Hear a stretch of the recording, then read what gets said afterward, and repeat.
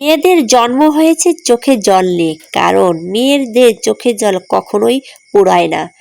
তাদের চোখের জল যেন তাদের নিত্যদিনের সঙ্গী। মেয়েরা কাঁদে কখনো নিজের জন্য, কখনো মা বাবার জন্য, কখনো আবার ভাই বোনের জন্য, কারণে অকারণে কাঁদে। কখনো ছেড়ে আসা প্রিয় মানুষটার জন্য, কখনো নিজের বাড়ির জন্য, কখনো ছেড়ে আসা প্রিয় মানুষের জন্য, কখনো নিজের সাজানো চার দেয়ালের ছোট রুমটার জন্য, যে রুমটা সে অনেক স্বপ্ন নিয়ে সাজিয়েছিল।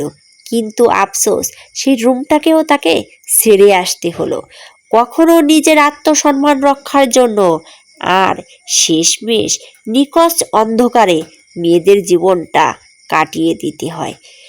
একটা ভাসমান নৌকার মতো মেয়েদের জীবন, কোথাও স্থায়ীভাবে থাকতে চাইলেও থাকতে পারে না। ভাগ্যটা এমনই মেয়েদের, কখনো বাবার বাড়িতে, কখনো শ্বশুর বাড়িতে, কখনো বৃদ্ধ বয়সে সন্তানের কাছে। সেটা হয় সন্তানের বাড়ি, কিন্তু তার বাড়ি কিন্তু কখনোই হয় না। একটা সময় জীবনের শেষ নিঃশ্বাস ত্যাগ করে শেষ অবধি জায়গা হয় অন্ধকার ঘরে। মেয়েদের জীবন সারা জীবন উৎসর্গ করেই কাটিয়ে যেতে হয়। মেয়েদের জীবনে কোনো কিছুই ফিক্সড হয় না। মেয়েদের কখনো জানা হয় না কোনটা তাদের নির্দিষ্ট বাড়ি, কোন বাড়িটা তার নিজের, কোন পরিবারে নির্দিষ্ট একটা মেম্বার সে। তারপরেও তার কিন্তু সমালোচিত হয়েই বেঁচে থাকতে হয়। নির্দিষ্ট পরিবারের মেম্বার হওয়া সত্ত্বেও তার কোনো বাড়ি হয় না।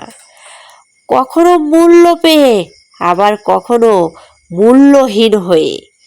নিজের জীবন নিজের প্রিয় মানুষগুলোর জন্যই ভালো রাখার জন্য শুধু মেয়েদের চেষ্টা করে যেতেই হয়, আর চোখের জল তাদের ফেলেই যেতে হয়। মেয়েরাও ভালো থাকতে চায়, শান্তিতে বাঁচতে চায়। পৃথিবীর সকল নারী তার বিরাট সম্মান নিয়েই বেঁচে থাকতে চায়, কিন্তু ভাগ্য তাদের প্রাপ্য সম্মান নিয়ে বেঁচে থাকতে চায় না। ওই যে তাদের জন্ম হয়েছে চোখে জল নিয়ে, তাদের তো চোখে জল ফেলতেই হবে, যে কোনো কারণেই হোক।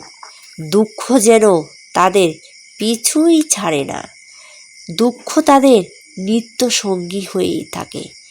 কিন্তু একটা মেয়ে যদি জন্ম না হতো, তাহলে কিন্তু আরেকটা মেয়ের জন্ম হতো না। কারণ মেয়ে তো মা, তারা মাতৃরূপেই পৃথিবীতে এসেছে। তারাই কিন্তু বংশ বিস্তার করে নতুন সদস্যের জন্ম দেয়।